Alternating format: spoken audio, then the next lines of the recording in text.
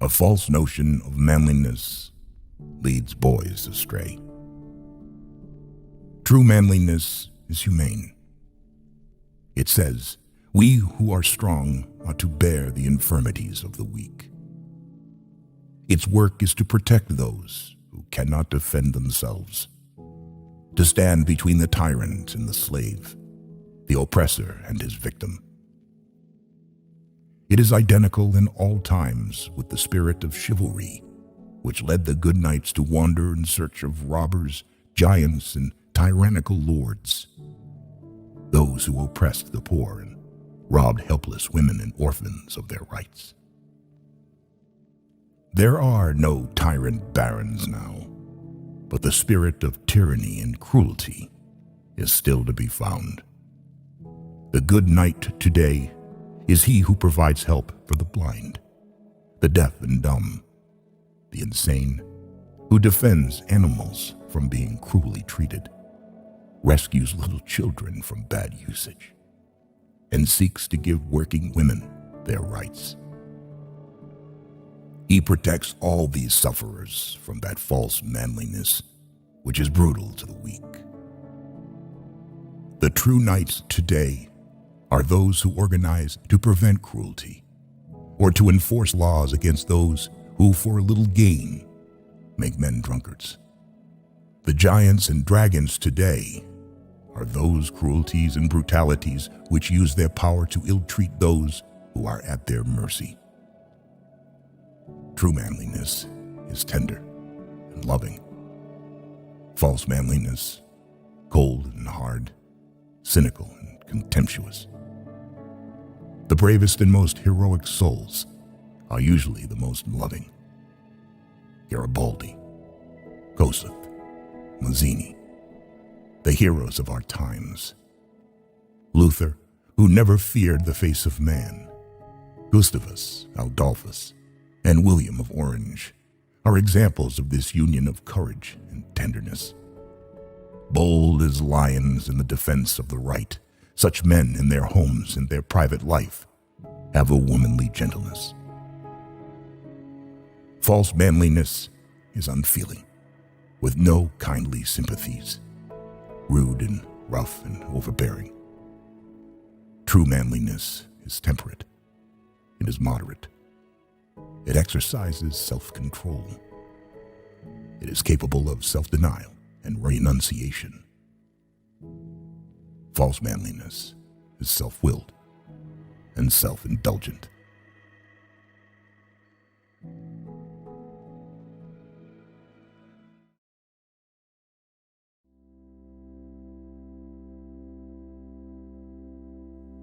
My life is not an apology, but a life. It is for itself and not for a spectacle. I much prefer that it should be of a lower strain, so it be genuine and equal, than that it should be glittering and unsteady. My life should be unique. It should be an alms, a battle, a conquest, a medicine. What I must do is all that concerns me, not what people think. This rule may serve for the whole distinction between greatness and meanness. It is the harder because you will always find those who think they know what it is, your duty, better than you know it. It is easy in the world to live after the world's opinion. It is easy in solitude to live after our own. But the great man is he who, in the midst of the crowd, keeps with perfect sweetness the independence of solitude. Is it so bad than to be misunderstood? Pythagoras was misunderstood, and Socrates, and Jesus, and Luther, and Copernicus, and Galileo, and Newton, and every pure and wise spirit that ever took flesh. To be great is to be misunderstood. Let us bow and apologize nevermore. A great man is coming to eat at my house. I do not wish to please him. I wish that he should wish to please me. A true man belongs to no other time or place, but is the center of things. Where he is, there is nature. Every true man is a cause, a country, and an age. And posterity seems to follow his steps as a procession.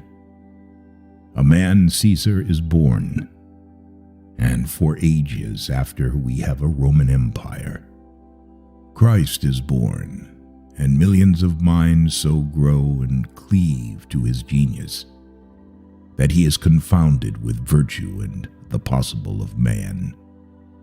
Insist on yourself. Never imitate. That which each can do best, none but his Maker can teach him. No man yet knows what it is, nor can, till that person has exhibited it. Where is the master who could have taught Shakespeare? Where is the master who could have instructed Franklin or Washington or Bacon or Newton? Every great man is a unique.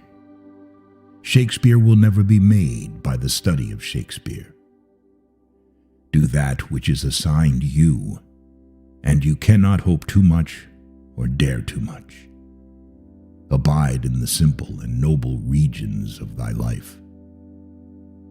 No greater men are now than ever were.